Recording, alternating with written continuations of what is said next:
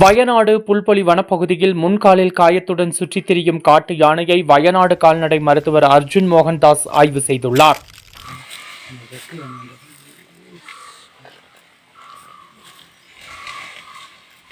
கேரள மாநிலத்தில் அமைந்துள்ளது வயநாடு. இங்கு யானை, சிறுத்தை, புலி அதிகமாக வாழ்ந்து வருகிறது.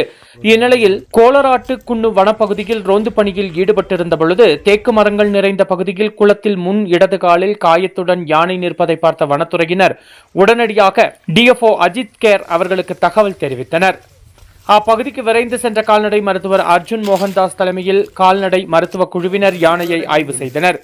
இரு யானைகள் முதலில் காலில் காயம் ஏற்பட்டிருக்கலாம் எனவும் தற்பொழுது யானை நலமுடன் இருப்பதாகவும் கால்நடை மருத்துவர் தெரிவித்துள்ளார். மேலும் யானைக்கு மேல் சிகிச்சை தேவைப்பட்டால் உடனடியாக சிகிச்சை அளிக்கப்படும் என்றும் தெரிவித்துள்ளனர். വൈൽഡ് ലൈഫ് വാൾപ്പാറയ്ക്കാக நமது செய்தியாளர் വയനാട് സുജിത്. ഫൈറ്റിംഗ് മൂലമാണെന്നാണ് മനസ്സിലാവുന്നത്. നമ്മളെ സ്റ്റാഫ് ഇന്നലെ ഇത് അറിഞ്ഞത് മുതൽ പരിശോധിച്ചിരുന്നു. കൂടാതെ സുൽത്താൻ ബത്തേരി വയനാട് വൈൽഡ് ലൈഫ് സാങ്ച്വറിയുടെ കീഴിലുള്ള assistant forest veterinary officer doctor Ajesh മോഹൻദാസും ഇന്ന് പരിശോധിച്ചിരുന്നു. അപ്പോൾ ഒരു ഇൻഫൈറ്റിങ്ങിൻ്റെ ഒരു ലക്ഷണമാണ് കാണുന്നത്. അതുകൊണ്ട് തന്നെയാണ് ഈ പറയുന്ന ഒരു ആനയ്ക്ക് ഒരു ഇഞ്ചറി ഉള്ളതായിട്ടും മനസ്സിലാക്കുന്നത്. അതുകൂടാതെ ഏതെങ്കിലും മറിച്ചിട്ട് മൂലം ഈ പറയുന്ന ഒരു ഇൻസിഡൻറ്റ് സംഭവിക്കാം. ആ ഒരു സാഹചര്യവും നമ്മൾ കാണുന്നുണ്ട്.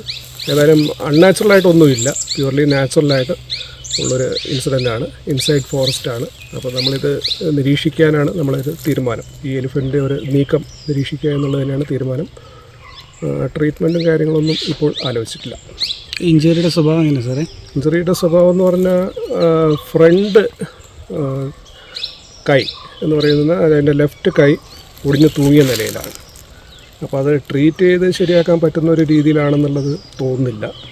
അപ്പോൾ അത് സ്വാഭാവികമായിട്ടും വനത്തിൻ്റെ ഉള്ളിൽ സംഭവിച്ചതാണ്, സ്വാഭാവികമായിട്ടുള്ള ഒരു പ്രക്രിയയിൽ സംഭവിച്ചതാണെന്നാണ് മനസ്സിലാക്കുന്നത്. തൽക്കാലം നിരീക്ഷിക്കുക എന്നുള്ളതല്ലാണ്ട് മറ്റു മാർഗങ്ങളും തന്നെ ഇപ്പോൾ കാണുന്നില്ല.